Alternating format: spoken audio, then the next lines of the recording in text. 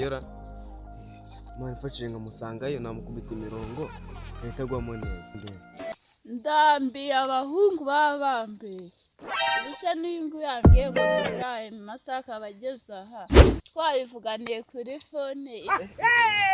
Ubupima Ebe wambeshye oya nakwa. Shayangane kabisa. Oya urambwira impamvu byatumye bigeza aya masaha.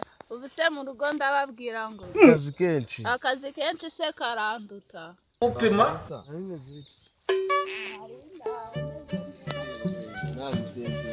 Kumembereza se watinze. Oh no.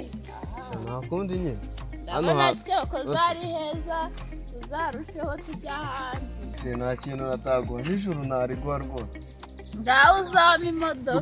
Niba nta kintu wanyima. You think say they wise? Imodoka shiri nzayiguha ubwo se nzakugurira n'indege tuzo twigendera ku mazi ahantu ngaho hose. Mu bicesha vayo hano wewe niba wikweze vayo hano reka uwo mukobwa va hano mbanze tubanze tuvuga. Ntubyemere Ariko se ko mbona uradutandukanya waraduhuje. hahiye koko Uyu ni sheri wanjye. nta nubwo tinywa mu ntabwo two ndi umusirikare n'ubu uri wese natwe turabana. iki kintu urakizi Ndakizi. urakizi Ese simbunda fana. siga wa gicucu uranirasa amashaja ku buryo utagutobora. aha Yamutobora ariko oya.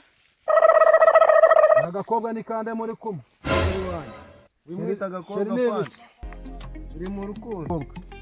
akangaka nta kintu kakumara ubundi akangaka se ngo ni umugabo wawe wose nk'iki kintu yakemera gute.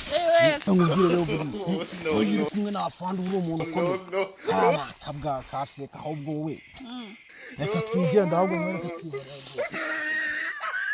Sherara kuntwaye.